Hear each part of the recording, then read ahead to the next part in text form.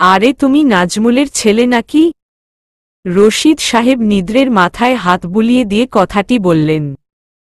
নিদ্র একটু হেসে তার বাবার বয়সী লোকটার দিকে তাকিয়ে রইল। তার বাবার বাল্যকালের বন্ধু রশিদ সাহেব বেশ হাসিখুশি মেজাজের। নিদ্র কোনোভাবেই বুঝতে পারছে না এই মানুষটা কিভাবে তার বাবার বন্ধু হল। তার বাবার সাথে রশিদ সাহেবের কোনো মিলই নেই, বরং অমিলে পরিপূর্ণ। রশিদ সাহেব নিদ্রের হাত ধরে বললেন, বাবা তোমার নামটা বলো, খুব জানতে ইচ্ছে করছে। রশিদ সাহেব নিদ্রের নাম থেকে শুরু করে সবকিছুই জানেন। তারপরও সে আলাপ জমানোর জন্য প্রশ্নটা করলেন। 2121 বছরের যুবকের সাথে গল্প করার মজাই আলাদা। এদের রক্ত টকবক করে ফুটছে। বুকের ছাতিতে হাজারো স্বপ্ন জমে থাকে। সেই স্বপ্নগুলো জানার প্রবল ইচ্ছা। নিদ্র বলল। নিদ্র। রশিদ সাহেব বললেন, তা বাবা তোমার প্লেনে কাটল কেমন? নিদ্র একটু চিন্তিত হয়ে পড়ল। সে প্রশ্নটা ধরতে পারছে না। প্রশ্নের উত্তর দিবে কিভাবে? নিদ্রের চুপ থাকা দেখে রশিদ সাহেব বললেন, তো এখন যাওয়া যাক। ঢাকা শহর বুঝেছ বাবা? রশিদ সাহেব নিদ্রের হাত ধরে এয়ারপোর্টের বাইরে পার্কিং করা তার গাড়ির দিকে নিয়ে এলেন। নিদ্রের মনে হচ্ছে সে এখনো ছোট্ট বালক। একটু অসাবধানতায় সে পথ হারিয়ে ফেলবে। অবশ্য বাংলাদেশে এটাই তার প্রথম আশা। কিন্তু তাতে ভয় নেই, গুগল ম্যাপ আছে। রশিদ সাহেব গাড়ির ড্রাইভারকে বললেন, নিদ্রের ব্যাগপত্র গাড়িতে তুলতে। নিদ্রকে গাড়ির পেছনের সিটে বসিয়ে সে ড্রাইভারের পাশের সিটে বসল। নিদ্র তার ঘাড়ে ঝোলানো ব্যাগটাকে তার পাশে রেখে চোখ বুজে বসে রইল। বাবা তাকে কেন এখানে পাঠালেন সেটা ভেবে বের করা দরকার। প্রায় 1.5 ঘন্টা যাবৎ জ্যামে বসে আছে। খুবই বিরক্ত লাগছে তার।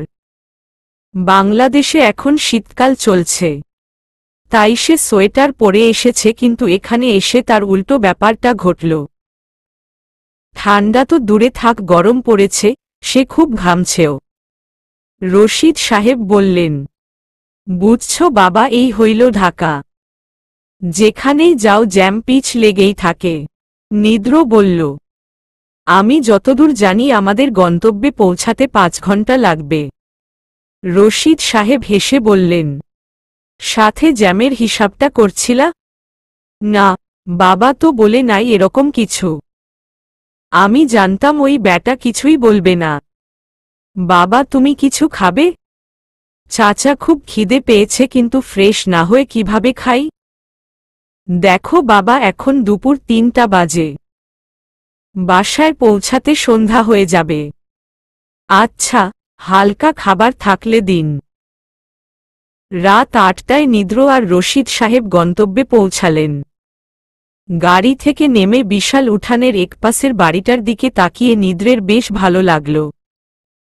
বাড়িটা তার পছন্দ হয়েছে, এখানে থাকতে তার কোনো সমস্যা নেই। সোডিয়াম আলোতে পুরো পরিবেশটা তার ভালো লাগছে।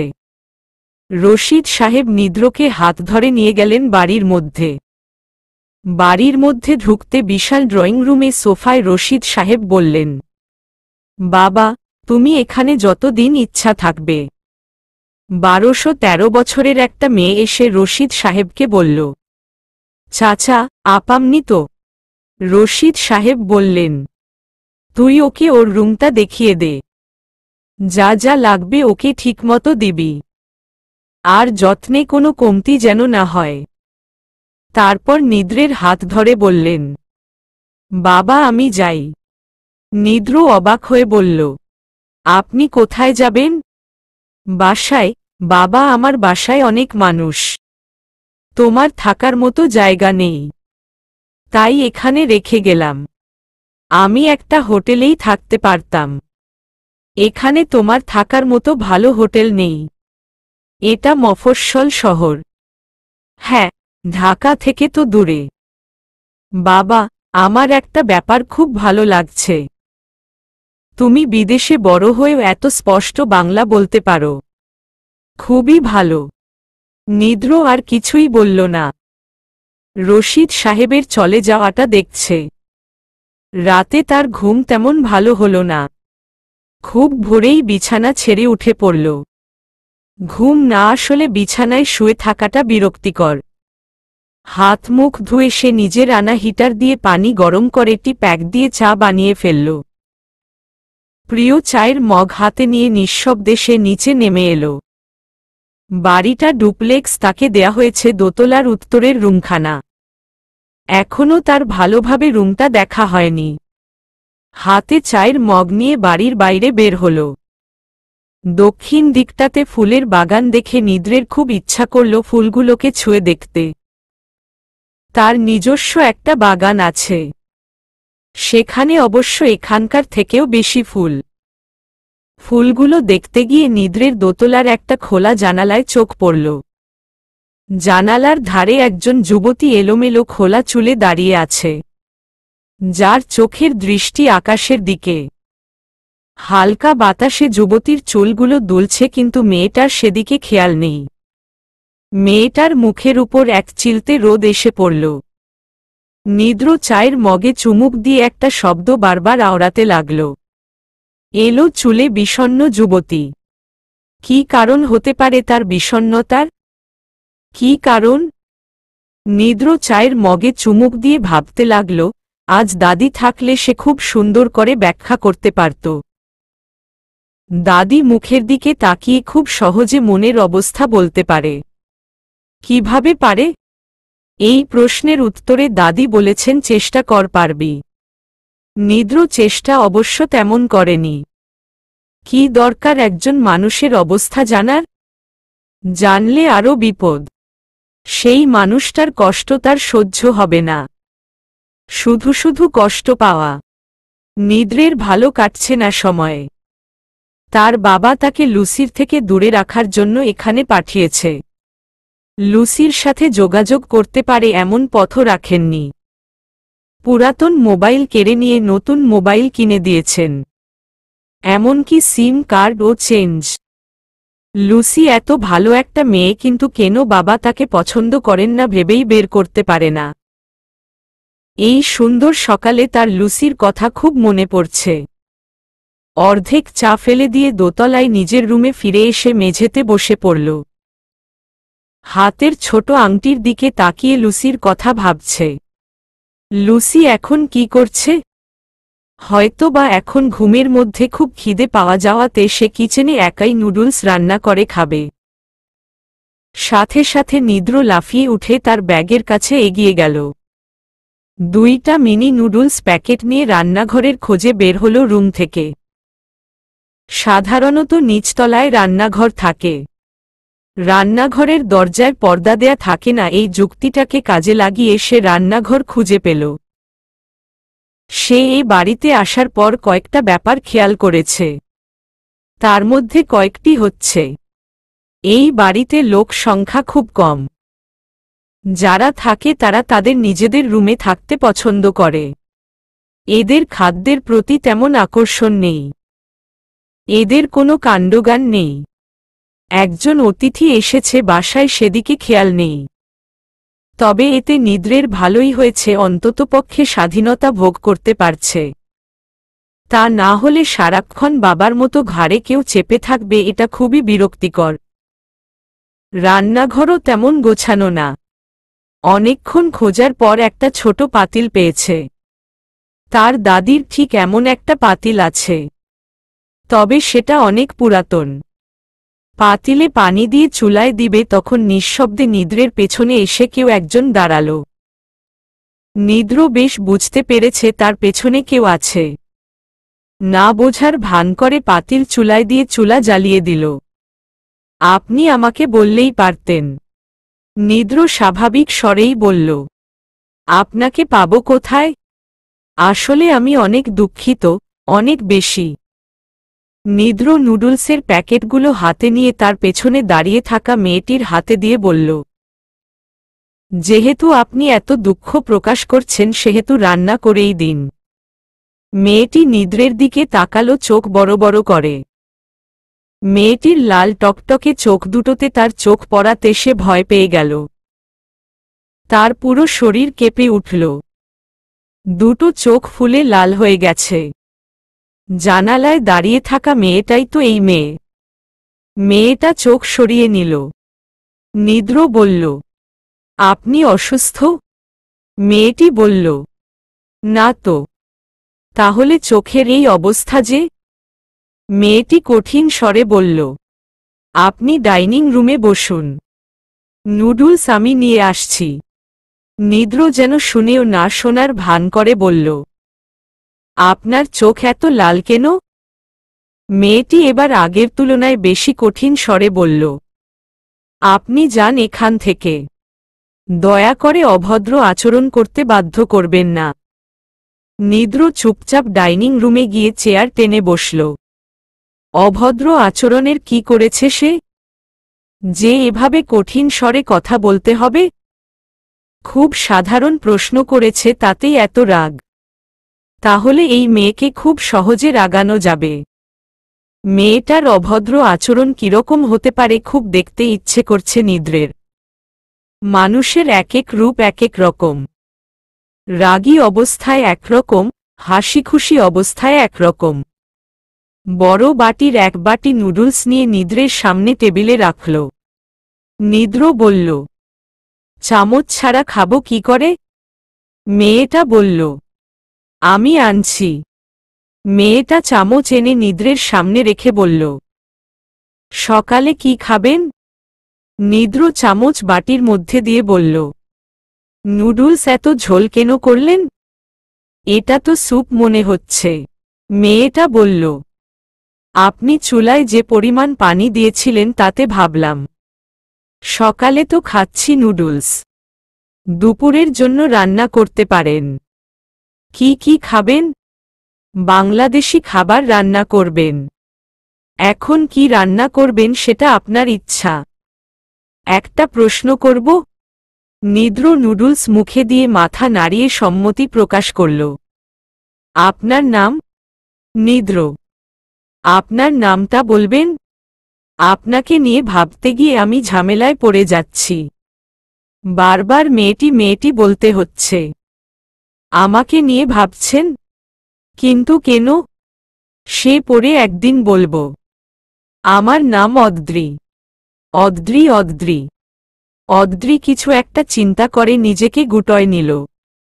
সে স্বভাবত এই বয়সের ছেলেদের সাথে কথা বলে না। এই লিলি, লিলি বলে অদ্রি সেই 12-13 বছরের মেয়েটাকে ডাকতে লাগল। নিদ্র বেশ মন দিয়েই নুডলস খাচ্ছে। রান্না ভালো হয়েছে অন্ততপক্ষে তার চেয়ে। সে কোনোমতে পেট বাঁচানোর জন্য নুডলস রান্না করতে পারে আর চা, কফি। লিলি প্রায় দৌড়ে অদ্রির সামনে এসে দাঁড়াল। হাঁপাতে হাঁপাতে বলল, বলেন আপা, আমার পানের বাটা কই? নিদ্র বলল, পানের বাটা কি? লিলি বলল, পানের বাটা হচ্ছে এমন একটা বাটি যেখানে পান খাবার সব রকম মশলা থাকে। নিদ্র বলল, পান খাবে কে? আমি ওসব খাই না। অদ্রি বলল, আমি খাব। লিলি পানের বাটা এনে অদ্রিকে দিল। অদ্রি পান বানিয়ে মুখে দিল। অদ্রির মুখে কষ্টের ছাপ স্পষ্ট বুঝতে পারল নিদ্র। নিদ্র বলল, আপনার তো কষ্ট হচ্ছে, তাহলে খাচ্ছেন কেন? নিদ্রের কথার উত্তর দিতে গিয়ে অদ্রির পান গলায় ঠেকে যায় এবং কাশতে শুরু করে। অদ্রির এই অবস্থায় লিলি ইতস্ততভাবে দৌড়াদৌড়ি শুরু করল। কি করবে ঠিক বুঝে উঠতে পারছে না। নিদ্র লিলিকে বলল, পানি দাও। লিলি এক গ্লাস পানি দিল অদ্রির হাতে। এত কিছু হয়ে গেল কিন্তু নিদ্র খুব স্বাভাবিক থাকল। সে চেয়ার থেকে উঠলই না। কিছু একটা সে ভাবছে। দুপুরের খাবার নিদ্র একাই খেল। কেউ তার সাথে খেতে বসল না। লিলিকে ডেকে অদ্রির রুম কোনটা জেনে নিল। খাওয়া শেষ করে দোতলার দক্ষিণ পাশের একদম কোণার ঘরের সামনে গিয়ে দরজায় নক করল। কিছুক্ষণ পর দরজা খুলে অদ্রি বলল, কিছু লাগবে? নিদ্র বলল, আমাকে যে ঘরটা দেয়া হয়েছে ওটাকে আমি নিজের মতো সাজাতে পারি? হ্যাঁ পারেন। কথাটা বলেই নিদ্রের মুখের উপর দরজা আটকে দিল। নিদ্র কিছুক্ষণ দাঁড়িয়ে থেকে আবার নক করল দরজায়। পূর্বের ন্যায় আবারও দরজা খুলে অদ্রি বলল, কিছু বলবেন? নিদ্র বলল, আমি কি আমার মতো করে ঘরটাকে কালার করতে পারি? অদ্রি বিরক্ত হয়ে বলল, হ্যাঁ পারেন। দরজা আটকে দিয়ে অদ্রি ভাবল এ আবার নক না করে। আবারও দরজায় নক করল নিদ্র। এবার দরজা খুলে বেশ রাগী স্বরে অদ্রি বলল, কি সমস্যা আপনার? কি বলবেন সেটা একবারে বলা যায় না? আমি কি আমার ইচ্ছেমতো আলমারি বা বুকশেলফ কিনে আনতে পারি? আপনার যা ইচ্ছা হয় করুন, কিন্তু বাড়িঘর ভেঙে ফেলবেন না। আর প্লিজ কিছু বলার থাকলে বলুন। না, কিছু বলার নেই। নিদ্র হাসতে হাসতে তার রুমে চলে গেল। অদ্রি অবাক হয়ে তার চলে যাওয়া দেখছে। আর সে বুঝতে পেরেছে আসলে ছেলেটা তাকে বিরক্ত বা রাগাতে চাচ্ছিল। এবং ছেলেটি সফলও হয়েছে। বিচিত্র ধরনের মানুষ তো। অন্যেরা চায় না রাগাতে, আর এই ছেলে তার বিপরীত। নিদ্র যে তাকে বিভিন্নভাবে বিরক্ত করার চেষ্টা করবে এটা অদ্রি ভালোভাবেই বুঝতে পেরেছে। অদ্রি দরজার সাথে হেলান দিয়ে দাঁড়িয়ে আছে। অনেক দিন পর তার আজকে একটু ভালো লাগছে। শুধু অনেক দিন না, অনেক অনেক অনেক দিন। এই নতুন আসা মানুষটা তাকে বিরক্ত করেই তার মাঝে ভালো লাগা সৃষ্টি করেছে। অদ্রির খুব ইচ্ছে করছে এভাবেই দাঁড়িয়ে থাকতে। মাঝে মধ্যে যুক্তিহীন কাজ করতে তার ইচ্ছে করে, কিন্তু করা আর হয় না। আজ সে করবে। কিছুক্ষণ পর নিদ্র আবার তার দিকেই আসল। এবার নিদ্র একটু হেসে বলল, মানে আমার কাছে রশিদ চাচার মোবাইল নাম্বার নেই? অদ্রি বলল, বুঝলাম, তারপর? আপনার কাছে তো থাকবে। আমাকে দিবেন? যদি না দেই? কেন দিবেন না? আমাকে বিরক্ত করছিলেন, এখন আমি আপনাকে বিরক্ত করি? নিদ্র মাথা চুলকিয়ে বলল, মনে হয় পারবেন না। কেন? কোনো ব্যক্তিকে বিরক্ত করতে হলে তার বিরক্ত হবার কারণগুলো জানতে হয়। অর্থাৎ কোনো বিষয়গুলো তাকে বিরক্ত করে সেগুলো জানতে হয়। আমি অবশ্য জানি না। কিন্তু আপনি কিভাবে জানলেন? নিদ্র প্রশ্নের উত্তর না দিয়ে বলল, মোবাইল নাম্বারটা? অদ্রি বলল, আচ্ছা আপনি একটু অপেক্ষা করুন, আমি লিখে আনছি। মোবাইল নাম্বারটা নিয়ে নিদ্র রশিদ সাহেবকে ফোন দিলেন। প্রথমে একজন বয়স্ক মহিলা ফোন রিসিভ করলেন। প্রায় 15 মিনিট অপেক্ষার পর রশিদ সাহেবকে পেল। রশিদ সাহেব বললেন, কে বলছেন? চাচা, আমি নিদ্র। আরে বাবা, তুমি? আমি ফোন করব তার আগেই তুমি করে বসলা। চাচা, আমাকে একটু বাজারে নিয়ে যেতে পারবেন? কি লাগবে বলো, আমি এনে দেই। চাচা, আমার আর ভালো লাগছে না এভাবে বাসার মধ্যে বসে থাকতে। তাহলে আমি আসতাছি। তুমি কি কি কিনবা, কোথায় কোথায় যাবা সব ঠিক করে ফেলো। বিকাল 4টায় বের হল রশিদ সাহেব আর নিদ্র। পুরো বাজার কয়েকবার রিভিশন দিয়ে নিদ্র যখন বাসায় ফিরল তখন রাত 9টা। রশিদ সাহেব বাসার গেটে দিয়ে তার বাসায় চলে গেলেন। নিদ্র কলিং বেল বাজানোর সাথে সাথে অদ্রি দরজা খুলল। নিদ্রের হাতের ব্যাগপত্র আর রঙের কৌটা দেখিয়ে বলল, আপনি একটু সাহায্য করুন না? অদ্রি নিদ্রের হাত থেকে রঙের কৌটা নিয়ে বলল, রাতে কি খাবেন বলে গেলেন না যে? বলেন কি? রান্না করেননি? আমার তো খুবই খিদে পেয়েছে। আগে জানলে আমি খাবার কিনে আনতাম। অদ্রি বলল, আহা, পুরো কথা না শুনে এত মন্তব্য করেন কেন? আরে আপনি এত পথ হাঁটলে বুঝতেন। হয়েছে হয়েছে, আমি আমার মতো রান্না করেছি। যাক, আপনি আসলেই সাক্ষাৎ মা দুর্গা। একেবারেই চৈত্রের ফাটা মাঠে এক পশলা বৃষ্টির মতো। রাতের খাবার টেবিলে অদ্রি আর নিদ্র বেশ গল্প করল। দূর থেকে লিলি দেখছিল। সে তার আপামনিকে এই প্রথম এভাবে কথা বলতে দেখছে। মাত্র কয়েক ঘন্টা তাতেই। অর্ধেক চাঁদটার দিকে অদ্রি তীব্র চোখে তাকিয়ে আছে। গতকালই এই চাঁদটা সে এখানেই দেখেছে। কোনো পরিবর্তন নেই, থাকলেও খুব অল্প। এই চাঁদটাই আস্তে আস্তে ছোট হবে। একসময় চাঁদটাকে আর দেখা যাবে না। তখন পুরো পৃথিবীটা কালো অন্ধকারে ডুবে থাকবে রাতের বেলায়। তারপর একদিন আবার চাঁদটাকে দেখা যাবে। আবার সে আস্তে আস্তে বড় হবে। কিন্তু মানুষের ক্ষেত্রে কেন হয় না এমন? মানুষ কেন তার শৈশবকে বারবার ফিরে পায় না? কেন যৌবন চলে যায় না? হলে ভালো হতো, অদ্রি ভাবে। অদ্রির চোখ আস্তে আস্তে ঝাপসা হয়ে যাচ্ছে। দুচোখের কোণ বেয়ে অশ্রুর ধারা বইতে শুরু করল। এই একই ঘটনার দিনের পর দিন ঘটছে। অদ্রি প্রতিনিয়ত এক অসহ্য যন্ত্রণা নিয়ে নিঃশ্বাস ফেলছে। যেন অপেক্ষা এক চিরসত্য মৃত্যু। কতক্ষণ যে এভাবে কাটে অদ্রির কখনোই খেয়াল থাকে না। একসময় সে ক্লান্ত হয়ে ঘুমিয়ে পড়ে। অদ্রির মনে হল কেউ তার রুমের দরজায় নক করছে। চোখ মুছে গায়ের জামা কাপড় ঠিক করে দরজা খুলে দেখে নিদ্র হাতে দুটো মগ নিয়ে দাঁড়িয়ে আছে। অদ্রি তার আপাদমস্তক দেখল। পুরো শরীর রং লেগে আছে। এমনকি তার মুখেও বেশ রং লেগেছে। অদ্রি গভীর কণ্ঠে বলল, এত রাতে? হ্যাঁ। ভেতরে ঢুকতে দিবেন না? অদ্রি দরজার সামনের থেকে সরে দাঁড়াল। তারপর বলল, হ্যাঁ আসুন, কিন্তু বিছানায় বসবেন না। না, বসব না।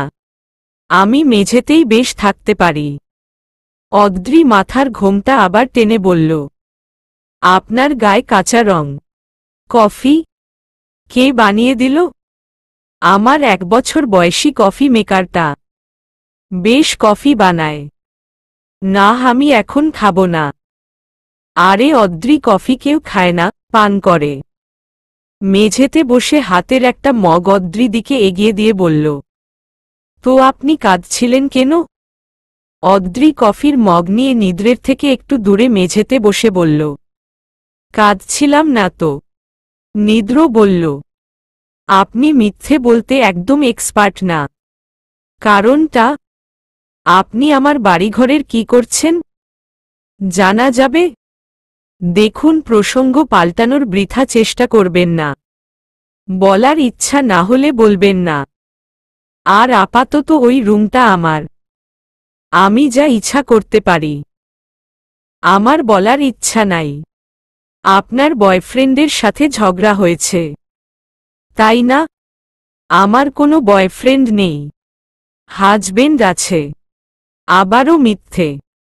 হাজবেন্ড থাকলে এত রাতে আপনার বেডরুমে আমি বসে থাকতে পারতাম না। আপনি আপনার রুমে যান।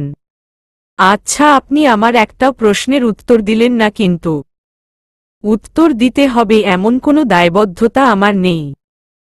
আপনি আইনজীবী হলে আমি 100% শিওর একটা কেসও হারতেন না। আর আপনার মতো মক্কেল পেলে আমার আইন পেশা ছেড়ে বনবাসে যেতে হবে। মনে পড়েছে, আপনার কাছে আমার বাংলা চলচ্চিত্র নিয়ে একটা প্রশ্ন ছিল। নিদ্র বেশ উত্তেজিত হয়ে বলল। অদ্রি বলল, করুন, সীমিত জ্ঞানের আলোকে উত্তর দেবার চেষ্টা করব। নিদ্র বলল, শুনুন। হ্যাঁ বলুন। শুনুন। হ্যাঁ বলুন। শুনুন। দেখুন, আপনি আরেকবার এরকম করলে আমি এখান থেকে উঠে চলে যাব। বলছি, বাংলা চলচ্চিত্রে দেখা যায় নায়িকা বা কেউ বনবাসে যায় বা পাঠানো হয়। হ্যাঁ। তারপর? তারা তো এক কাপড়ে যায়। সাথে কোনো জামা কাপড় থাকে না। বনেও কাপড় চোপড় দেওয়ার মতো নেই। হ্যাঁ, আপনার প্রশ্নটা তো বলুন। কিছুদিন পর দেখা যায় জামা কাপড়ে অন্য রঙের জোড়া তালি দেখা যায়। আমার প্রশ্নটা হচ্ছে এই জোড়া তালি দেয়ার কাপড় পায় কোথায়? তারা সুই সুতাও বা কোথায় পায়? অদ্রি ভ্রু কুচকে মগ মেঝেতে রেখে বলল, আমি জানব কিভাবে? নিদ্র বলল, আমি এর একটা উত্তর জানি, তবে ঠিক হবে কিনা জানি না। তাহলে আমাকে কেন জিজ্ঞেস করছেন? কিছু প্রশ্নের উত্তর একাধিক হয়ে থাকে। ধরুন আমি যেই প্রশ্নটা আপনাকে করলাম সেটার একাধিক উত্তর হয়। সবগুলোই আমার গবেষণা করে বের করা। আপনি গবেষণাও করেন? নিদ্র লাজুক লাজুক স্বরে বলল, ওই টুকটাক। তো বলি, আপনি আমাকে যেভাবেই হোক বলবেন। আমি সম্মতি দানে হয়তোবা আপনি বিষয়টা ঘুরিয়ে বলবেন না, আর সম্মতি না দিলেও। নিদ্র অদ্রির কথার মধ্যেই বলল, বুঝতে পেরেছি আপনি অনেক বুদ্ধিমান। অদ্রি বাধা দিয়ে বলল, বুদ্ধিমতী? নিদ্র হা হা হা হা করে হাসতে শুরু করল। অদ্রি তার হাসির দিকে তাকিয়ে ভাবছে, কতদিন পর এই বাড়িতে কেউ একজন মন খুলে হাসল। নিদ্র হাসি থামিয়ে কিছু একটা বলতে যাচ্ছিল, তখন অদ্রি বলল, আপনি হাসি থামাবেন না প্লিজ। হাসুন প্রাণ খুলে, অনেকদিন এই বাড়িতে কাউকে এভাবে হাসতে দেখিনি। নিদ্র হাসতে হাসতেই বলল, কেন? আপনার বাড়িতে হাসির উপর 144 ধারা জারি করা নাকি? যে হাসলেই ফায়ার ঢুস ঢুস ঢুস ঠা ঠা ঠা ফায়ার হবে? অদ্রি কফির মগ হাতে নিয়ে বলল, আপনার কফি ঠান্ডা হচ্ছে। আপনি বললেন না তো? কি বলি নাই? আপনার বয়ফ্রেন্ড আছে কিনা? বললামই তো নেই। তাহলে কি কারণে মন খারাপ?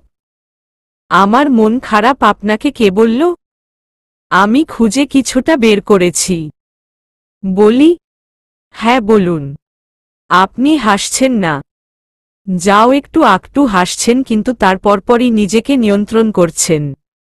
আমি খুব কম হাসি তাই। আর আপনি খুব হালকা রঙের জামা কাপড় পরেছেন। তবে অনেকে হালকা রং পছন্দ করে, কিন্তু এতটা সিম্পল তো হয় না। আর আপনার এলো চুলেই ধরা দিয়েছে কোনো একটা বিষয় নিয়ে আপনি খুব চিন্তিত বা মন খারাপ। আর আপনার বয়সী মেয়েরা বেশ সাজগোজ করে। এমনকি খুব সাধারণ মেয়েরাও অন্ততপক্ষে চোখে কাজল দেয়। অদ্রি মাথার ঘোমটা ঠিক করে নিল, যদিও সেটা ঠিক করার প্রয়োজন ছিল না। নিদ্র বলল, আপনার চোখের দৃষ্টি খুব উদাসীন। একটা শূন্যতা খেলা করছে। অদ্রি কঠিন স্বরে বলল, আপনি এখন যেতে পারেন। নিদ্র মেঝে থেকে উঠে চলে যেতে লাগল। কিছুক্ষণ পর অদ্রি তার হাতের কফির মগ আর নিদ্রের রেখে যাওয়া মগ সযত্নে তার পছন্দের টেবিলের উপর রেখে দিল। কি যেন মনে করে নিদ্রের কফি মগের ঠান্ডা কফিতে চুমুক দিল। চিনি ছাড়া কফি, কি ভয়ঙ্কর তিতা। তার কফি তো এমন ছিল না। অদ্রির রাতের ঘুমটা ভালোই হল। এদিকে নিদ্র সারারাত জেগে রুমের চার দেয়ালে নকশা করেছে। ভোররাতে সে ঘুমাতে গিয়ে বুঝতে পেরেছে এখন ঘুমালে তার পুরো দিন পার হয়ে যাবে। আবার না ঘুমালে সারাদিন মাথা ঝিম ধরে থাকবে। শেষ পর্যন্ত সে ঘুমিয়ে পড়ল। ঘুমের মধ্যে নিদ্র স্বপ্নে দেখল সে বিশাল রঙের নদীতে নৌকায় বসে আছে। নদীটা বিভিন্ন রঙের মিশ্রণ। ঢেউ আসছে এক এক সময় এক এক রকম। নিদ্র হাত বাড়িয়ে ঢেউ স্পর্শ করার চেষ্টা করল, কিন্তু পারল না। অনেক চেষ্টা করেও সে স্পর্শ করতে পারল না। স্বপ্নের মধ্যেই নিদ্র বুঝতে পারল সে শন দেখছে। এত রঙিন স্বপ্ন মনে হয় সে আজই প্রথম দেখল। সে ভেবে নিল ফিরে গিয়ে রঙের ব্যবসা করবে। কোম্পানির কি নাম দেয়া যায়? স্বপ্নের মধ্যেই সে ভাবতে লাগল। এত নাম তার মনে থাকে, কিন্তু আজ কোনো নাম তার মনে পড়ছে না। একটা নাম তার মনে পড়ল, অদ্রি 7 রঙের নতুন বাজার। বেশ বড় নাম হয়ে যায়। কাস্টমার নাম পড়তে গিয়েই বিরক্ত হবে। তবে নামটা ইন্টারেস্টিং। স্বপ্নের মধ্যেই তার ঘুম আসল। নৌকার মধ্যেই সে ঘুমিয়ে পড়ল। নিদ্রের মনে হল কেউ তার মাথার কাছে ঠকঠক আওয়াজ করছে। আস্তে আস্তে আওয়াজ বাড়ছেই। তারপর মনে হল কেউ তার ঘরের দরজায় কড়া নাড়ছে। এত ইন্টারেস্টিং চিন্তা রেখে দরজা খুলতে তার ইচ্ছে করছে না। কড়া নাড়তে থাকুক, কোনো সারা শব্দ না পেলে চলে যাবে। নিদ্র গভীর নিদ্রারত অবস্থায় বিছানায় পড়ে রইল। অদ্রি এক হাতে খাবারের ট্রে, আরেক হাতে চায়ের ফ্লাক্স নিয়ে অনেকক্ষণ কড়া নাড়ছে। এভাবে দাঁড়িয়ে থেকে তার দুহাত ব্যথা হয়ে গেছে।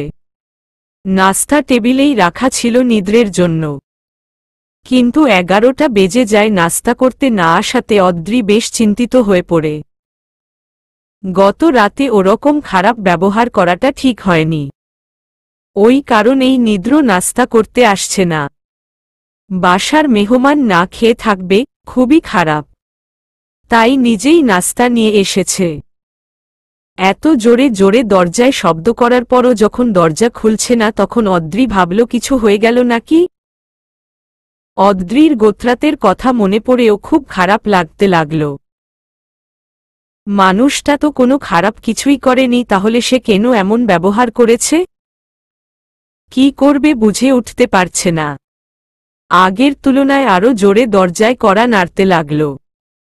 প্রায় 1015 মিনিট পর দরজা খুলে নিদ্র শুধু মাথা বের করে ঘুমে জড়ানো কণ্ঠে বলল, কিছু বলবেন? অদ্রি বলল, মানে বেলা 11টা বাজে, আপনি নাস্তা করতে আসলেন না, তাই ভাবলাম আপনি অসুস্থ কিনা। নিদ্র মাথা ঝাঁকিয়ে বলল, রাত ভোরে দেয়াল রং করেছি, ঘুমিয়েছি ভোররাতের দিকে। বিরক্ত করার জন্য দুঃখিত। দুঃখিত বলে কি লাভ? ঘুম তো ভেঙেই দিলেন। অদ্রি খেয়াল করল নিদ্রের এক চোখ খোলা, আরেক চোখ বন্ধ। বন্ধ চোখে কোনো সমস্যা হয়েছে কিনা জানা দরকার। অদ্রি বলল, আপনার চোখে কোনো সমস্যা? নিদ্র বলল, ঘুম যেন না ভাঙে তাই এই কাজ করেছি, কিন্তু লাভ হল না। আমি সত্যি আন্তরিকভাবে দুঃখিত। হয়েছে দুঃখিত দুঃখিত বাদ দিন। নাস্তা কি এনেছেন? কথাটা বলে নিদ্র দরজা পুরোটা খুলে দিয়ে বলল, ভিতরে রেখে যান। অদ্রির নাকে রঙের গন্ধ আসল। রঙের গন্ধ তার একদমই সহ্য হয় না। এই কারণে এই বাড়িতেও রং করা হয় না। রুমের ভিতরে ঢুকে অদ্রির অস্বস্তিকর লাগছে। ট্রে আর ফ্লাক্স টেবিলের উপর রেখে দিয়ে অদ্রি দ্রুত পায়ে চলে যেতে লাগল। নিদ্র পেছনে থেকে বলল, চায়ের কাপ তো দেননি। আর আমারটাও আপনার রুমে গতরাতে ফেলে এসেছি। অদ্রি যেতে যেতে বলল, আমি নিয়ে আসছি। অদ্রি চলে যাবার পর নিদ্র ফ্রেশ হবার জন্য ওয়াশরুমে ঢুকল। নাস্তা হাতে নিয়ে দাঁড়িয়ে থাকা মেয়েটিকে দেখে কে বলবে যে সে রাগী? হুটহাট করে রেগে যায়। মেয়েটা রাগী হলেও খারাপ না। তোয়ালে দিয়ে মুখ মুছতে মুছতে ওয়াশরুম থেকে বের হয়ে দেখল অদ্রি তার দিকে পেছনে ফিরে কিছু একটা করছে। অদ্রি বুঝতে পারেনি নিদ্র ওয়াশরুম থেকে বের হয়েছে। নিদ্র খুব ধীরে ধীরে অদ্রির পেছনে এসে দাঁড়াল। তাদের মধ্যেকার দূরত্ব অনেক কম। নিদ্র ফিসফিস করে বলল, কি করছেন? অদ্রি প্রায় লাফিয়ে উঠল। নিদ্র হেসে ফেলল। অদ্রি পেছনে ফিরে বলল, আপনি দূরে দাঁড়ান। নিদ্র বলল, প্রতিশোধ নিলাম। গোত্রাতের প্রতিশোধ নিলাম। অদ্রি বলল, তাই বলে এভাবে? আর আপনি আমার থেকে দূরে থাকবেন। আমার লুসি আছে। অদ্রি বলল, চা করেছি, আপনি নাস্তা করে নিন। তা কি নাস্তা এনেছেন? পরোটা আর ডিম ভাজি। লুসি অবশ্য ভালো রান্না করতে পারে না। আমাদের বিয়ে হলে ঝামেলায় পড়তে হবে। দুজনের কেউই রান্না পারি না। চা কফি খেয়ে দিন পার করতে হবে। অদ্রি বলল। আমাকে কেন বলছেন? নিদ্র চায়ের কাপ নিয়ে বলল। যাতে আপনার বরের খাবার বিষয়ক কোনো সমস্যা না হয়। আমাকেই দেখুন, খাবার নিয়ে আমার এখনই টেনশন হচ্ছে। অদ্রি মাথা নিচু করে কি যেন ভাবল। তারপর আস্তে আস্তে রুম থেকে বের হয়ে গেল। যেতে যেতে অদ্রির দুচোখ ভিজে উঠেছে। হাতের উল্টো পাশ দিয়ে চোখ মুছে ফেলল। অদ্রির পুরনো স্মৃতি আবার মনে পড়ে গেল। খুব কষ্টে সে নিজেকে একটু ঠিক করেছিল, কিন্তু এই মুহূর্ত তাকে আবারও সেই পুরনো স্মৃতিতেই ডুবিয়ে দিল। নিদ্র নাস্তা করে রশিদ সাহেবকে ফোন করল। রশিদ সাহেবের আজকে সকালের দিকে আসার কথা। সকাল গড়িয়ে দুপুর হয়ে যায় কিন্তু তার দেখা নেই। কল ধরলেন রশিদ সাহেব। নিদ্র কিছু বলার আগে রশিদ সাহেব বললেন, আরে বাবা, আমি ফোন করব তোমাকে আর তুমিই করে বসলা। চাচা আসবেন কখন? এই তো পথে আমি। তাড়াতাড়ি আসুন। নিদ্র ফোন কেটে দিয়ে তার ঘরে বসেই রং করা কেমন হয়েছে সেটা পর্যবেক্ষণ করছে। খুবই উদ্ভট রং হয়েছে। যে কেউ ঘরে আসলে প্রথমে হতভম্ব হয়ে যাবে। ব্যাপারটা হজম করতে সময় লাগবে। রশিদ চাচা দেখলে কেমন রিয়েক্ট করবে সেটা ভেবে নিদ্র একা একাই হাসছিল। মানুষকে অবাক করে দেয়ার মধ্যে আলাদা মজা পাওয়া যায়। অদ্রিও তো এই ঘরে এসেছিল, কিন্তু সে কেন অবাক হল না? নাকি সে প্রকাশ করেনি? নাকি সে লক্ষ্যই করেনি? নিদ্র অদ্রির ঘরের দরজায় নক করল। অদ্রি দরজা খুলে মাথা নিচু করে দাঁড়াল। নিদ্র বলল, আপনি তো বললেন না? অদ্রি বলল, কি বললাম না? আমার ঘরের কালার? অদ্রি মাথা উঁচু করে কিছু একটা বলতে যাবে, আর তখন নিদ্রের চোখে চোখ পড়ল। নিদ্র সেই লাল টকটকে চোখের দিকে তাকিয়ে আবারও ভয় পেল। নিদ্র কিছুটা পিছনে সরে আসল। অদ্রি বুঝতে পেরে বলল, খেয়াল করিনি। চলুন দেখে আসা যাক। লিলি প্রায় দৌড়ে এসে বলল, আপনি রশিদ চাচা এসেছেন। অদ্রি বলল, বসতে বল। নিদ্র বলল, আমার একটু কাজ আছে রশিদ চাচার সাথে। অদ্রি বলল, আচ্ছা, পরে দেখা যাবে। রশিদ সাহেব শপিং ব্যাগ হাতে নিয়ে অদ্ভুত দৃষ্টিতে তাকিয়ে আছেন। নিদ্রকে বললেন, বাবা, তুমি এগুলা কি বানাইতে দিছিলা?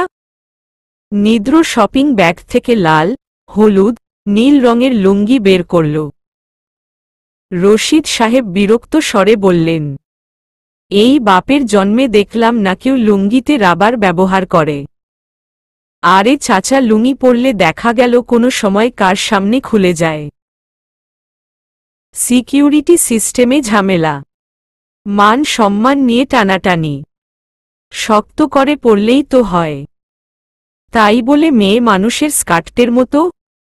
আরে চাচা, আগে সিকিউরিটি তারপর ওসব।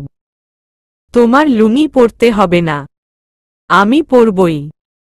বাংলাদেশে আসছি আর এটা ট্রাই করব না সেটা কিভাবে হয়? বাবা, তুমি আর কোনো কালার খুঁজে পেলে না? অদ্রি রশিদ সাহেবের পাশের সোফায় এসে বসল। নিদ্র বলল, এখনই তো সময় চাকচিক্যময় থাকার। নিদ্রের হাত থেকে লুঙ্গি নিয়ে অদ্রিকে দেখিয়ে রশিদ সাহেব বললেন, এইগুলা কেউ পরে? নিদ্র বলল, উনি কিভাবে বলবেন? নিজেই তো বিধবা সেজে বসে থাকে। সে আর চাকচিক্যের কি বুঝবে? রশিদ সাহেব বললেন, ও যা তাই সেজে থাকে। নিদ্র অবাক হয়ে বলল, মানে? রশিদ সাহেব শান্তভাবে বললেন, অদ্রি বিধবা। নিদ্র বলল, এত অল্প বয়সে বিধবা? তো বিয়ে দেননি কেন? অদ্রি বজ্রকণ্ঠে বলল, আপনাকে সেটা ভাবতে হবে না। আপনি আপনার চরকায় তেল দিন। নিদ্র বলল, আমি ভাবতে আসিনি। সাধারণ প্রশ্ন করেছি, তাতে এত রাগ করার কি আছে? আপনি ব্যক্তিগত ব্যাপার নিয়ে পড়বেন না।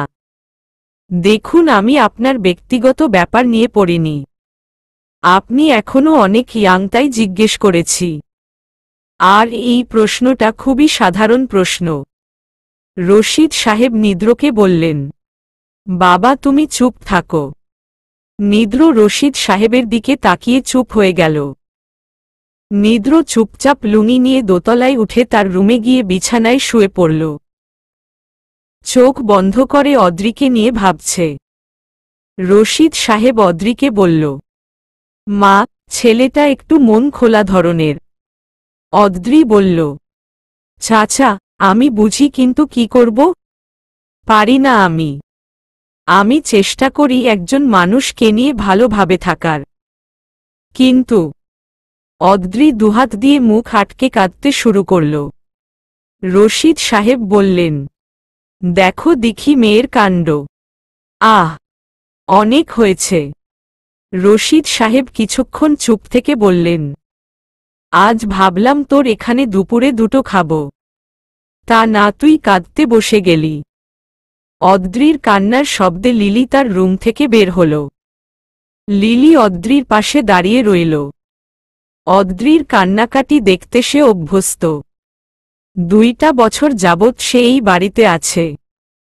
অদ্রির সাথে তার তেমন কথাবার্তাও হয়নি, কিন্তু একসাথে থাকতে থাকতে ভালোবাসার সৃষ্টি হয়েছে। অদৃশ্য এই ভালোবাসাটাই তাকে এই নিঃসঙ্গ মেয়েটির কাছে আটকে রেখেছে। রশিদ সাহেব লিলিকে বললেন, তুই আমাদের জন্যে রান্না কর, আজ এখানে খাব। লিলি মাথা নাড়িয়ে সম্মতি জানাল। রশিদ সাহেব লিলিকে জিজ্ঞেস করলেন, নিদ্রের ঘর কোনটা রে? লিলি বলল, দোতলার উত্তরের ঘরটা। রশিদ সাহেব নিদ্রের দরজায় নক করলেন। নিদ্র দরজা খুলে দিল। রশিদ সাহেব ঘরের মধ্যে ঢুকে কিছুক্ষণ হতভম্ব হয়ে রইলেন। তারপর নিদ্রকে বললেন, তোমার মাথা খারাপ নাকি? নিদ্র বলল, না তো। কেন? দেয়ালের দিকে হাত দিয়ে ইশারা করে বললেন, এগুলা কিরকম রং? আর কোনো রং নাই বাজারে? আমার ভালো লেগেছে তাই করেছি। অদ্রি জানে? হ্যাঁ, সে বলেছেন, আমার যা ইচ্ছা তাই করতে পারি, শুধু ভেঙে ফেলা বাদে। লাল, হলুদ আর বেগুনি রংধনুর মতো করে পুরো দেয়াল জুড়ে রং করেছ। আচ্ছা, তুমি নিজে করেছ? জি চাচা। রশিদ সাহেব অবাক হয়ে বললেন, তুমি রংমিস্ত্রির কাজ কোথা থেকে শিখলা? হাত খরচ জোগাতে গিয়ে শিখতে হয়েছে। নাজমুলের তো টাকার অভাব নেই। কিভাবে কি? আরে চাচা, বাবা যা কিপটা, প্রতিদিন $10 করে দেয়। ওতে আমার হয় নাকি? তাই এক এক সময় এক এক কাজ করে পকেট খরচ চালাই। ইংলিশও খাওয়া হয়? ইংলিশ খাওয়া হয় না চাচা, আমি ওই কোল্ড ড্রিঙ্কটা খাই। আর একটু ঘোরাফেরার শখ আছে, এই আর কি। তোমার দাদিও দিতে পারেন? হ্যাঁ, কিন্তু দেন না। যাক ভালো, অল্প বয়সে ইনকাম করতে শিখে গেছ। চাচা, কি একটা বিশ্রী ব্যাপার। বিশাল বিলাসবহুল বাড়িতে বাস করেও আমাকে এসব কাজ করতে হয়। শুনো বাবা, কিছু কথা বলার ছিল। বলেন। এই ঘরে চেয়ার নেই চাচা, আপনি বিছানার উপরে বসেন। রশিদ সাহেব বিছানার উপরে আসন পেতে বসলেন। পাশে নিদ্র বসল। রশিদ সাহেব বলতে শুরু করলেন, অদ্রির সম্পর্কে আমি তেমন কিছু জানি না, খুবই অল্প জানি। যতটুকুই জানি, ও মেয়েটার চরিত্রদোষ নেই। ওর বয়স তোমার মতো বা একটু বেশি হবে, আমি সঠিক জানি না। আজ 2 বছর যাবত তো এখানে লিলিকে নিয়ে থাকে। বাসায় দারোয়ান আছে, কাজের 2 জন মহিলা আছে। আপাতত ছুটিতে আছে। অদ্রি এতিমখানায় মানুষ হয়েছে। আজ থেকে প্রায় 3 বছর আগে একজন ভদ্রলোক ওকে ওখান থেকেই বিয়ে করেন। ভদ্রলোক অনেক ধনী ছিলেন। এই বাড়িটা দেখছো, এটা ওনারই টাকা দিয়ে কেনা। বিয়ের 1 বছরের মাথায় অদ্রির স্বামী মারা যান বা সুইসাইড করেন। তারপর অদ্রি এখানে চলে আসে। আমার সাথে ওর পরিচয় লিলির মাধ্যমে। লিলি ভবঘুরে টাইপের মেয়ে। আগে সারাদিন পুরো এলাকা চষে বেড়াত। ওর সাথে প্রথমে আমার দেখা হয়, পরে ওর মাধ্যমে এখানে আসা যাওয়া। অদ্রির বয়সী আমার একটা মেয়ে আছে। মেয়েটার বিয়ে হয়েছে, একটা মেয়েও হয়েছে। আমার খুব কষ্ট হয় বাবা, এই মেয়েটাকে এভাবে কষ্ট পেতে দেখে। বাবা, অনেক চেষ্টা করেছি বিয়ে দেয়ার, কিন্তু কোনো লাভ হয়নি, বরঞ্চ সম্পর্ক নষ্ট হয়ে যায় অবস্থা। পরে বউ বলল, যেভাবেই হোক সম্পর্কটা যেন নষ্ট না হয়। নিদ্র কথাগুলো শুনছে আর গভীর চিন্তায় পড়ে যাচ্ছে। যতই গল্পটা সামনের দিকে এগোচ্ছে ততই তার চিন্তার গভীরতা বাড়ছে। নিদ্র খুব আস্তে আস্তে বলল, আমি এসব জানতাম না, ভেবেছি। রশিদ সাহেব বললেন, তোমাকে আরও কিছু জানতে হবে। ও আমাকে টাকা পয়সা দিয়েও সাহায্য করে। দানশীল মেয়ে, কোনো বাজে অভ্যেস নেই। রশিদ সাহেব গভীর নিঃশ্বাস ফেলে বিছানা থেকে নেমে চলে গেলেন নিচ তলায়। দেখতে হবে না অদ্রি কি কি রান্না করছে। রশিদ সাহেবের চলে যাবার পর নিদ্র বিছানায় চোখ বুজে শুয়ে রইল। অদ্রির সাথে এভাবে কথা বলাটা ঠিক হয়নি। আর সেও বা কেমন? নিদ্র ভাবছে, অদ্রিও তো তার সাথে ভালোভাবে কথা বলতে পারতেন। হাজব্যান্ডকে এতই ভালোবাসত যে দ্বিতীয় বিয়ে তো দূরে থাক, কোনো ছেলের সাথেও বন্ধুত্ব সম্পর্কটুকু নেই। 7-5 ভাবতে ভাবতে নিদ্র গভীর নিদ্রায় ঢলে পড়ল। স্বপ্নবিহীন ঘুম ভাঙল খটখট আওয়াজে। কেউ একজন তার রুমে আছেন, এমনকি কিছু একটা করছেন। হাঁটা চলার শব্দ তার কানে আসছে। কে হতে পারে? শব্দটা চেনা চেনা লাগছে। ভাষা ভাষা কথা তার কানে আসলো, কিন্তু কথাটা সে বুঝতে পারল না। তার ইচ্ছে করছে বিছানা ছেড়ে উঠে বসতে, কিন্তু সে তাও পারছে না। হাত পা নাড়াতে পারছে না। কণ্ঠস্বর আবারও ভেসে আসল। সে এবার স্পষ্টত বুঝতে পারল, তার মা বলছে, নিদ্র, ওয়েক আপ বেবি। তার মাই তাকে ঘুম থেকে উঠানোর জন্য ঘরে আওয়াজ করছিল। নিদ্র আস্তে আস্তে বলল, মা, ঘুমাতে দাও। এই সময় তার মায়ের মুখখানা দেখতে ইচ্ছে করছে না। মাঝে মধ্যেই এমন হয়। মাকে খুব ঘৃণা করে, আবার মাঝে মধ্যে খুবই ভালোবাসে। দুপুরের খাবার টেবিলে গুছিয়ে রেখে অদ্রি গোসল করতে তার ঘরে গেল। রশিদ সাহেব নিদ্রকে ডাক দিতে যাবেন, আর তখনই নিদ্র নিচে নেমে এলো। নিদ্রকে দেখে রশিদ সাহেব বললেন, এই বয়সে ঘরে ঘুমিয়েই কাটিয়ে দিবে? নিদ্র বলল, একা একা ঘুরতে ভালো লাগে না। আমার যে বাবা সময়ের অভাব। তুমি অদ্রিকে নিয়ে ঘুরতে বের হলেই তো পারো। চাচা, আপনি পাগল হয়ে গেছেন। ওনাকে নিয়ে ঘুরতে গেলে কেউ একজন জীবিত ফিরে আসবে। না হয় আমি, আর না হয় উনি। রশিদ সাহেব আঁতকে উঠলেন এবং বললেন, এমন কেন হবে? নিদ্র টেবিলে চেয়ার টেনে বসে বলল, উনার সাথে আমার মিনিটে মিনিটে ঝগড়া লাগে। আমি কি না কি বলবো, উনি লাঠি দিয়ে বাড়ি দিয়ে আমার মাথা ফাটিয়ে দিবেন। আর না হলে কোনো পুকুর বা খালে ফেলে দিলেন। রশিদ সাহেব হাসতে হাসতে বললেন, ব্যাটা ছেলে মানুষ, গায়ের জোরে সাঁতরে উঠে আসবা। নিদ্র মন খারাপ করে বলল, সেটাই তো পারি না। আমার নাকি পানিতে দোষ আছে দাদি বলে। পানিতে নামলেই পানির দানব আমাকে তার কন্যার সাথে বিয়ে দিবেন। তারপর আজীবন পানির রাজ্যে আমাকে বসবাস করতে হবে। রশিদ সাহেব হা হা হা হা করে হাসতে শুরু করলেন। বললেন, তোমার দাদি যা বলেছেন, তুমি যে কত সুন্দর সেটা দেখেই বলেছেন। এত সুন্দর ছেলে নাজমুলের হতে পারে আমার বিশ্বাসই হয়নি প্রথমে। পরে যখন রশিদ সাহেব আর কোনো কথা বলতে পারলেন না, তার কথার মাঝেই অদ্রি বলল, লিলিকে দেখেছেন আপনারা? নিদ্র টেবিলের উপর রাখা খাবারের বাটির দিকে তাকিয়ে রইল। যদিও বাটিগুলো ঢাকা, মূলত সে অদ্রিকে ইগনোর করতে চাচ্ছে। এই মেয়ে কথায় কথায় রেগে যায়। লুসি অবশ্য তেমন না, খুবই সুইট আর হাসি খুশি। কতদিন তাদের দেখা হয় না। এখন কি করছে লুসি?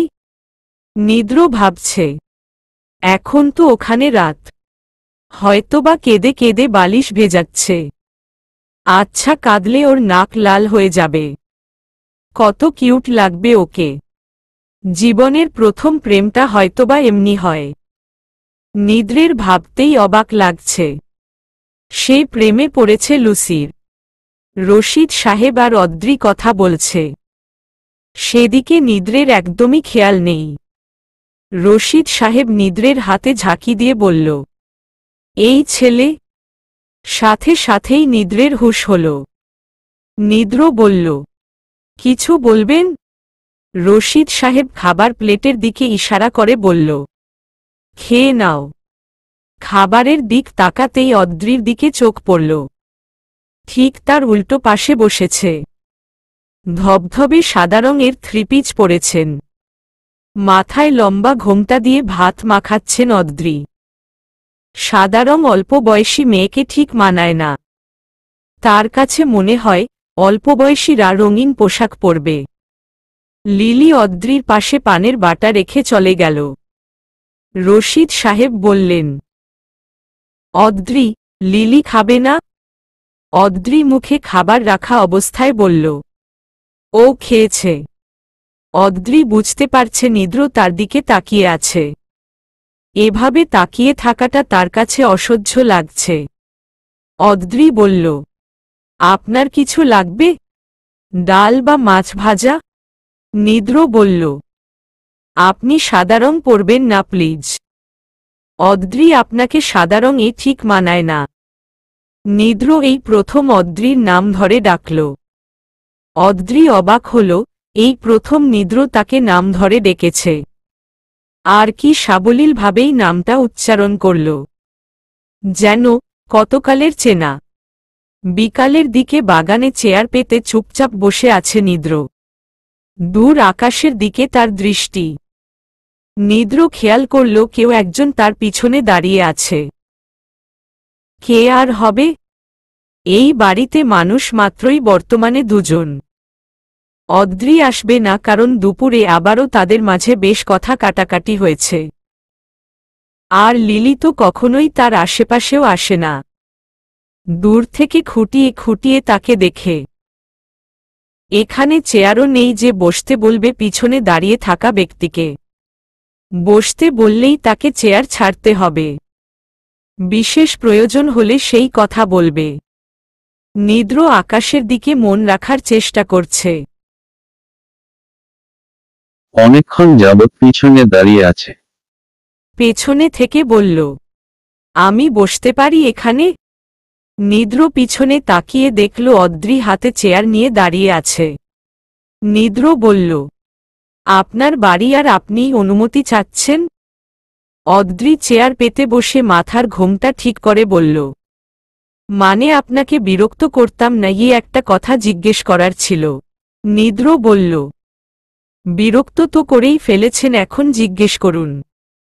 অদ্রি মাথা নিচু করে লাজুক স্বরে বলল, আপনি চুলে কোনো কালার ব্যবহার করেছেন সেটা জানতে চাচ্ছিলাম। নিদ্র ঠাট্টার সুরে বললে, কেন? আপনিও করবেন নাকি? অদ্রি মাথা উঁচু করে বলল, না না, আমাকে ওসব সাজে না। লিলির খুব পছন্দ হয়েছে কালারটা। ও নাকি পার্লার থেকে করাবে। আমি ভাবলাম আপনি রঙিন হতে চাচ্ছেন। যাই হোক, আসলে আমি কোনো কালার ব্যবহার করিনি। অদ্রি অবাক হয়ে বলল, কিন্তু বাঙালিদের এরকম চুলের রং তো হয় না। আমি তো এরকম শুনিও নাই। ডাবল শঙ্কর বাঙালিদের হয়। বুঝলাম না। বাঙালি তো শঙ্কর জাতি।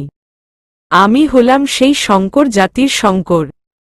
কি সব বলছেন আপনি? আমার বাবা বাঙালি আর মা জাতিতে ইংরেজ। বাবা স্টুডেন্ট ভিসা নিয়ে বাইরের ইউনিভার্সিটিতে পড়তে যান। মাও ওখানে পড়ত। ব্যাস প্রেম হয়ে গেল, বিয়ে করলেন, তারপর ডাবল শঙ্করের নিদ্র জন্ম নিল। কিন্তু আপনার কথায় তো মনেই হয় না।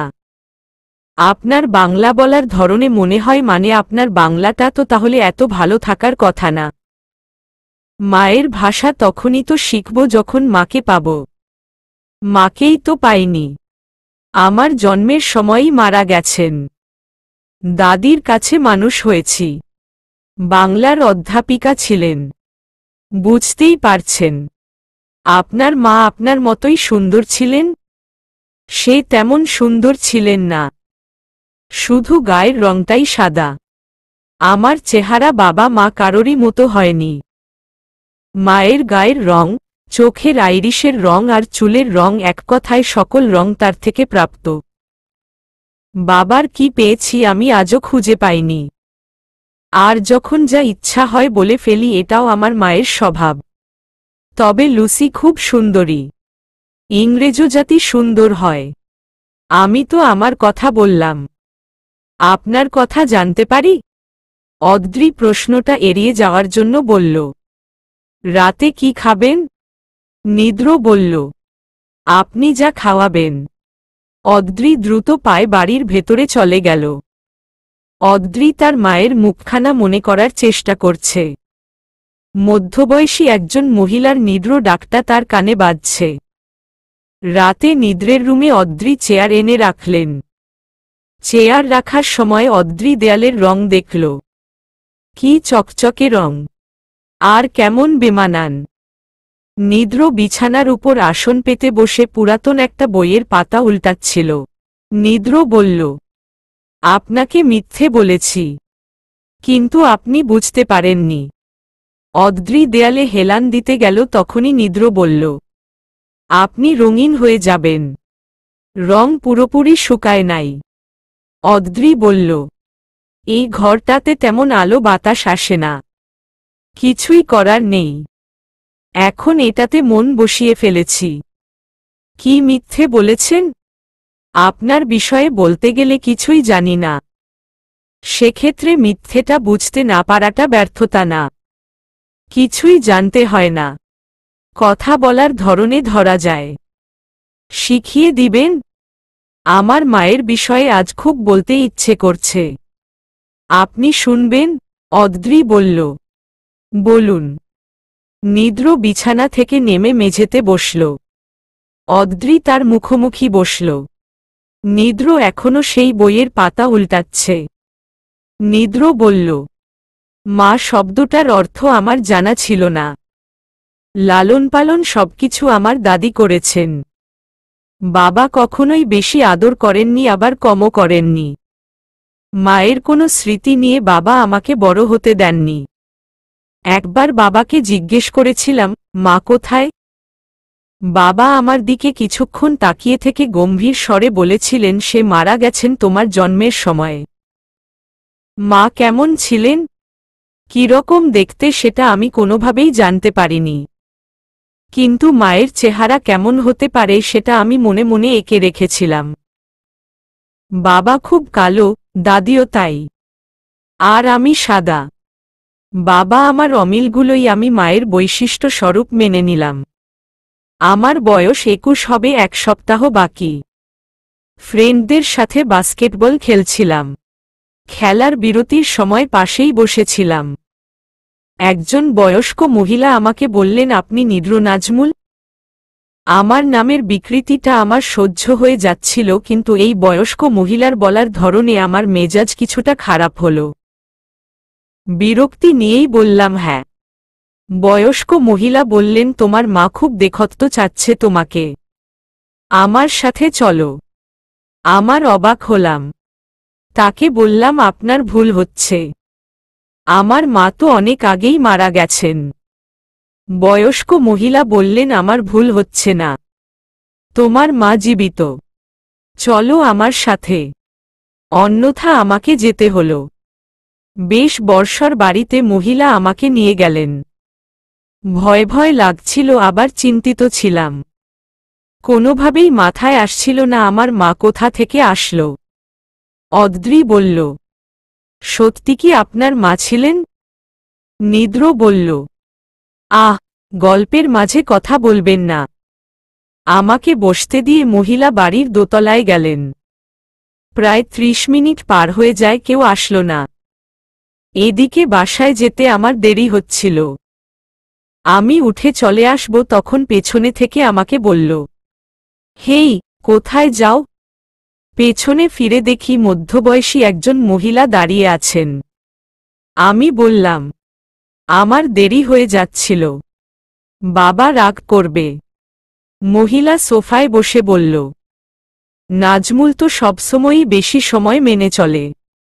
তুমি বসো আমার পাশে।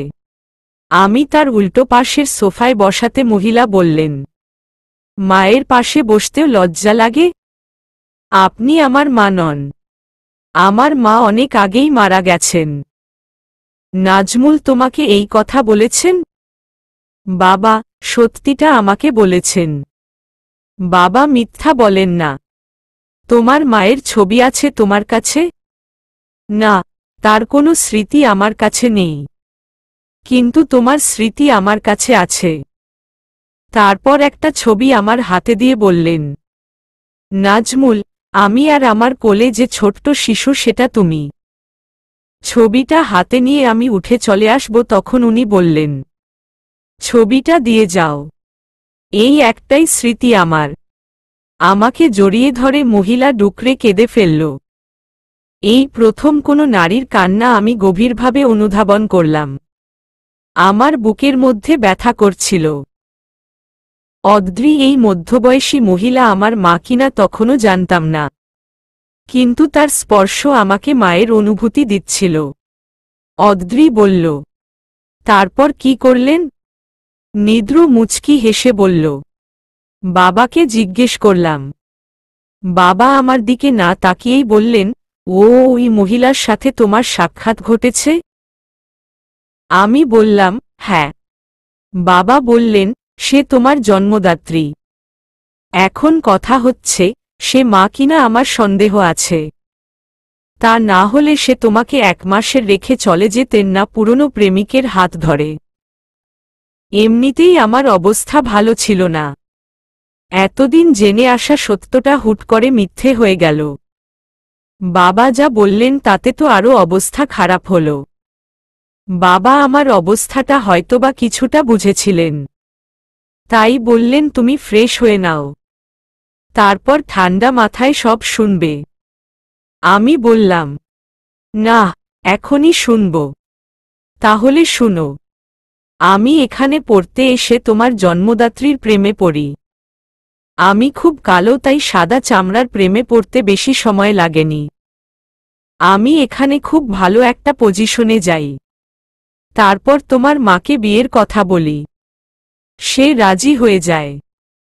কিন্তু সমস্যা বাধল যে, বিয়ের ১ মাসের মাথায় তোমার জন্মদাত্রী তোমাকে গর্ভে ধারণ করে।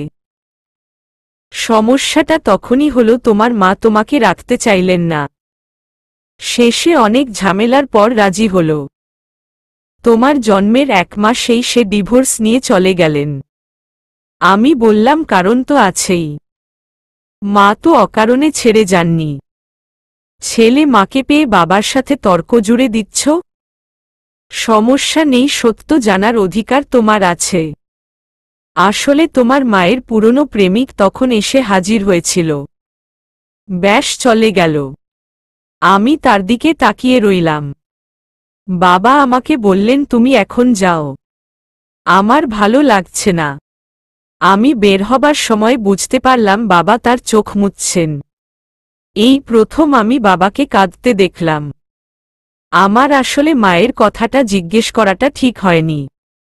রাতে খাবার সময় বাবা বললেন, তুমি তোমার মায়ের সাথে কয়েকদিন থেকে আসো, ভালো লাগবে তোমার।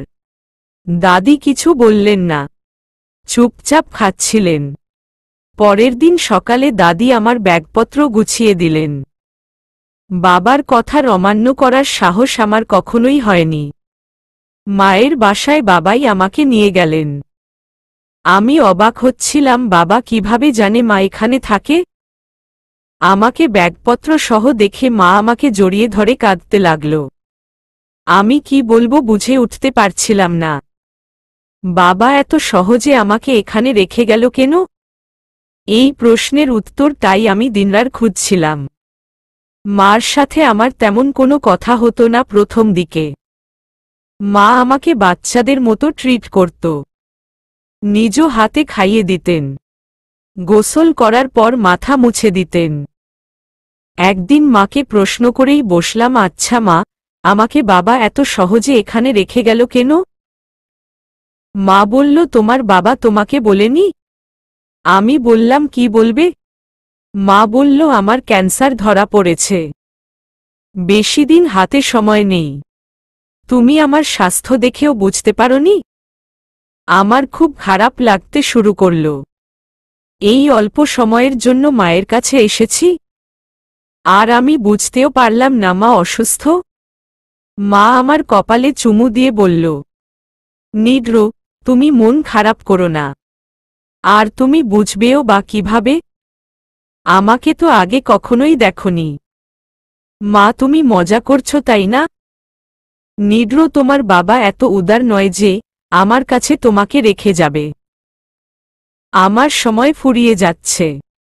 সে জানে আমার মৃত্যুর পর তোমাকে ফিরে পাবে। আমি বাচ্চাদের মতো মাকে জড়িয়ে ধরে কাঁদতে লাগলাম আর বললাম, তুমি আমাকে কেন রেখে চলে এসেছিলে? আমার শৈশব তোমাকে ছাড়া কেটেছে মা। মা, তুমি জানো তোমার আদর ভালোবাসাকে আমি কতটা মিস করেছি? কথাগুলো অদ্রিকে বলতে বলতে নিদ্রের চোখে পানি চলে এলো। অদ্রি বলল, আপনার মা এখন কেমন আছেন? নিদ্র বলল, মা আমাকে আবারও রেখে চলে গেছে। মা তো মাই হয়। জানেন অদ্রি, ক্যান্সার যখন মাকে একদম ঝাপটে ধরল তখন মা কথা তেমন বলতে পারতেন না।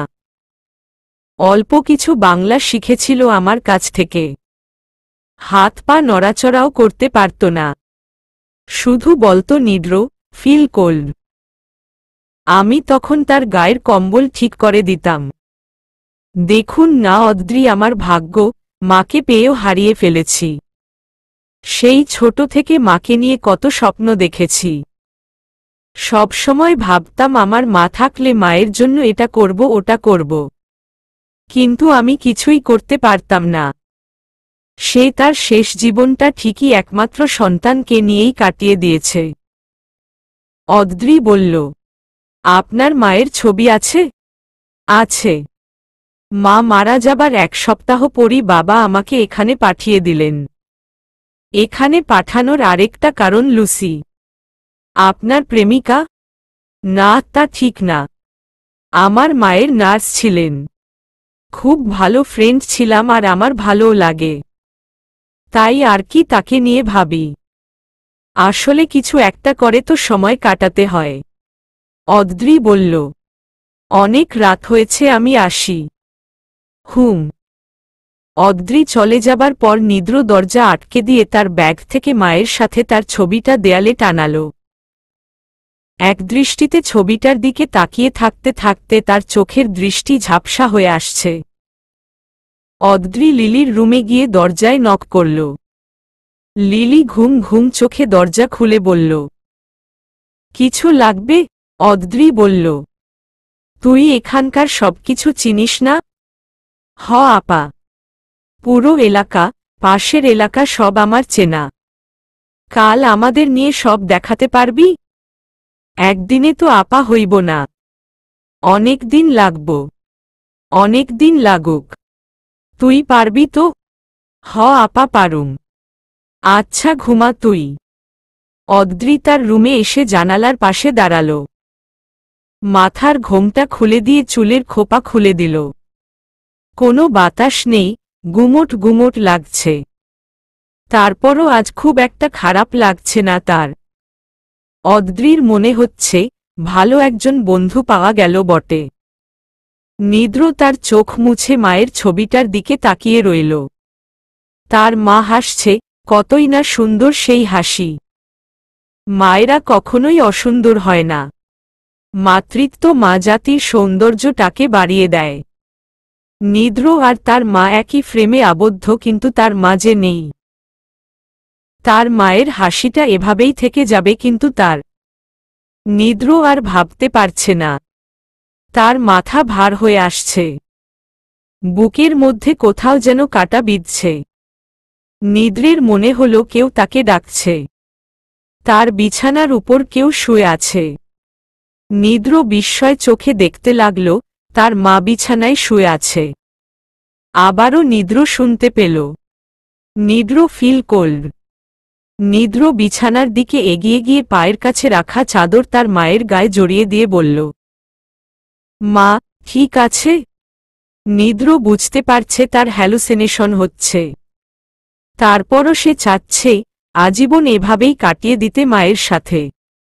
চলবে।